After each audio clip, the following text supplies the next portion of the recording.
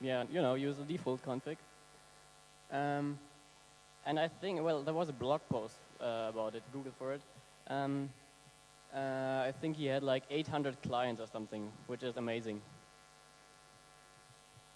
Yeah, we had another nice thing. Don't have a slide for that, obviously. Where we got a call from someone who discovered a man-in-the-middle attack, and someone was apparently sniffing all traffic from the lounge. So we were quite happy about that because we thought, yay, some work. As everything else was working all the time, that was boring. So we went to the lounge undercover without our knock hats, and we tried to act normal, Then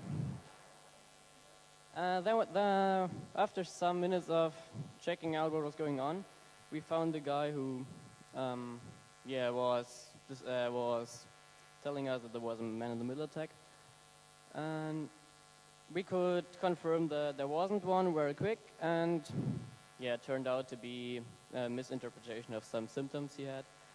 But yeah, we ended up getting drinks there, so it was quite nice. Thank you for that again. And your part. Okay, the wireless network.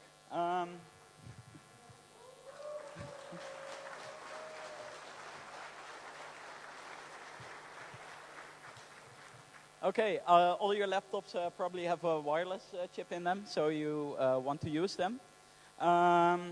So we got a shitload of equipment from Cisco, and we built the entire wireless network with them. We got 60 APs. You can see them here if you look up, and according to the ring, they are blue, and that means that someone's connected to them, and I'm not that interesting. Probably. We got 2 controllers, so you built like a big system, and the access points are just dumb antennas for easy explanation.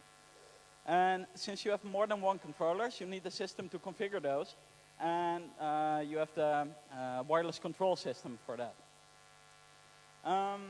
And to make it worse, we also got a location appliance, and you can use that to track users, which I'm going to show you later. And the total amount is over 170,000 euros of equipment. So that's nice. Okay, let's show the location appliance. Well, this is a piece of the map, and the blue squares that are users located on the map. We really didn't use it to track any users because it's outside and it might differ 50 to 100 meters, so it's not really useful. But it's nice to track, for example, rogue APs and see your channel assignments and all.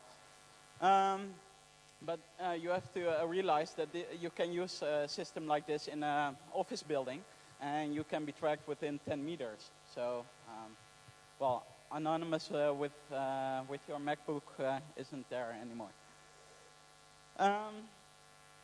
Okay, some statistics. I think the wireless network worked really nice, especially in the halls here.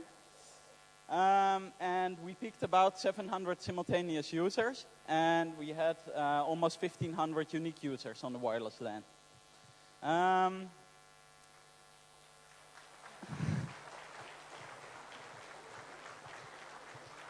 What's on the y-axis? Oh, the dates, sorry. Yeah, number of users. Okay. Okay, as I said, it worked pretty well here in the halls. And I had in the every data enclosure, there were another version of these access points with some external antennas. And it worked pretty well on the 5 gigahertz band, but there were some problems on the 2.4 gigahertz. Since you only have 3 non-overlapping channels, you should really take care on how you arrange those channels in your network. And unfortunately, we had some rogue APs. And that means that other users took their own AP from home, and they used it in the network. And we put on the wiki a channel that you can use, but there were over 50 access points that were using our channels. So thank you if someone took his Linksys from home. That caused some problems for some clients because they started roaming and disconnecting and stuff. So, and by default, a laptop doesn't use 5 gigahertz. And well, okay. Well, that's it for the wireless, I think. And now, yes.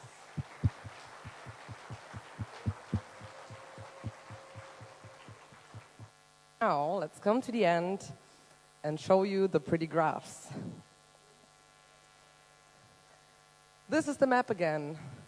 You people, we're really not doing enough traffic. It was sad. We had a 10 gigabit uplink and there was nothing going on. You have to fix that next time. On day 2, we actually started putting up signs. It didn't help a lot. Well, a little bit.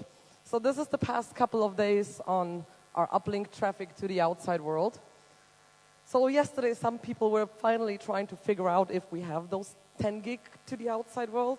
You still cannot see that we do. So, or maybe there is no one out there who actually can give you 10 gigs so you can actually try it. I don't know.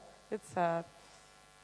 So this is the total traffic that was going over our core router. So basically from various fields within the terrain between each other and to the outside world as well. That was a little more, but it didn't fill our uplink. Then IPv6 traffic. Impressive, isn't it? Can what? The numbers. Maximum 132.3 megabits per second. That's something, not bad. And then, I personally really like this graph. Sorry, the software was offline for a moment and couldn't catch everything of it. I find it very impressive how our packet size increased with more visitors arriving. I wonder what that has to do with GigaNews or any similar. All right, that's it. I want to thank basically every single one who has been helping us put out cables at the beginning of the event. This is our NOC team. We missed a couple of people for the group picture, so not everyone is in there. Thank you very much. And I hope I did not forget to mention anyone here. Thank you.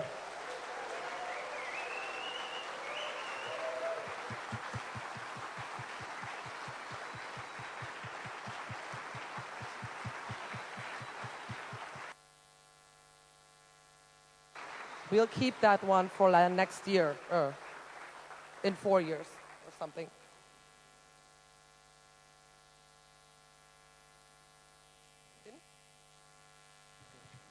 Okay, thank you. Next we have the BlinkenArea people here who are going to show us a nice movie.